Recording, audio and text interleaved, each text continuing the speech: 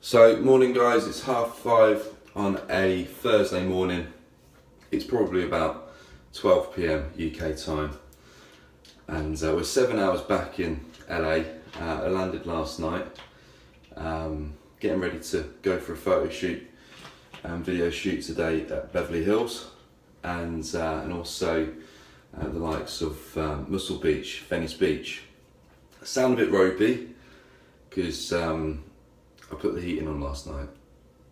Big no-no, especially when you're drinking lots of water, because what tends to happen is you go to the toilet every 5 minutes.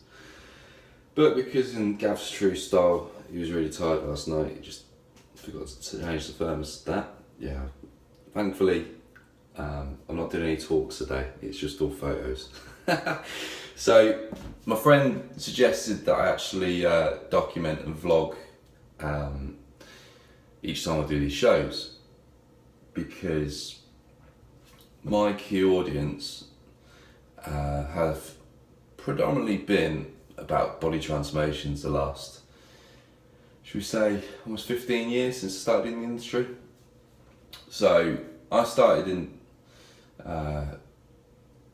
fitness really, personally, when I was like 4 or 5 years of age. I was doing martial arts and father got me into different sports. My background's regional athletics. I was playing rugby. At school I did all the fitness activities. So as a kid I was really active. I was always on my feet, always moving around, doing a lot of activity. And but obviously, like most young lads, reading the fancy glossy magazines, you admire to be like the front cover models. And being tiny at a young age, between the ages of say 13 and 17, when I say tiny, I was very, very tall, but I was more like Screech off Saved by the Bell, very gaunt and skinny.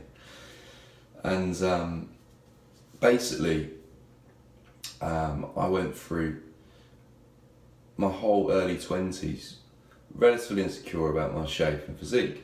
Now, it wasn't until I got to about mid-late 20s I became really comfortable with myself, because I knew who I was and I knew my direction in life, and I kind of knew what I wanted, and I felt that was important. I'll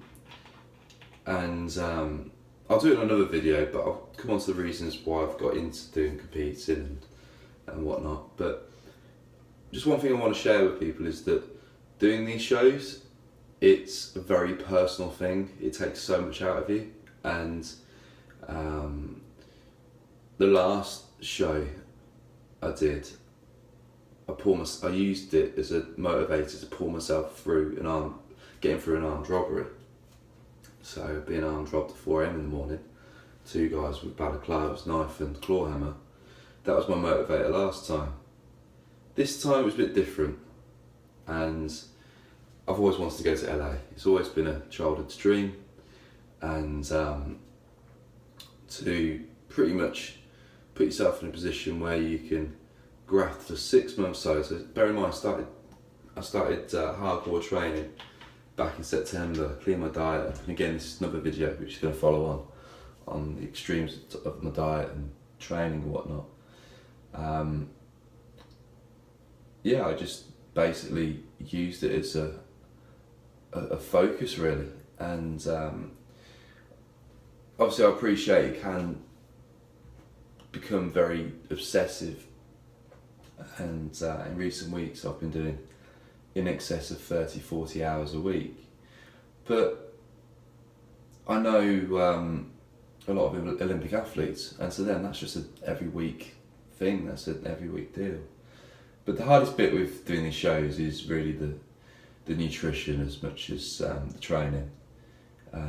You are what you eat, and it's very difficult to stay focused and stay on track of everything, because whenever you go to a supermarket or petrol station, or walking through a town centre, walking past McDonald's or other participating stores,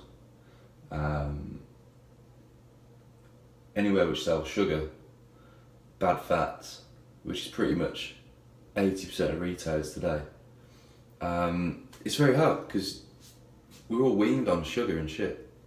we're all weaned on all this junk food since we were a child, so naturally your brain cells are prone to look out for them when you come into contact with them. That's why the irony of it is we've never had so much health and fitness awareness back in the UK and in Western culture, yet obesity trends are like this. And obviously, again, the reason why I call myself now the transformation guru is because I've recognised in the last few years especially there's a definite underlying reason why people come to me. And it's not usually because they want to lose weight, and it's not usually because they want to increase their strength or fitness ability. It's usually because they've got confidence issues or life is bugging them a bit, and life can be good, but it can also be cruel. And I can share those experiences where I've used fitness as a motivator to do better. Right now, I'm the fittest I've ever been.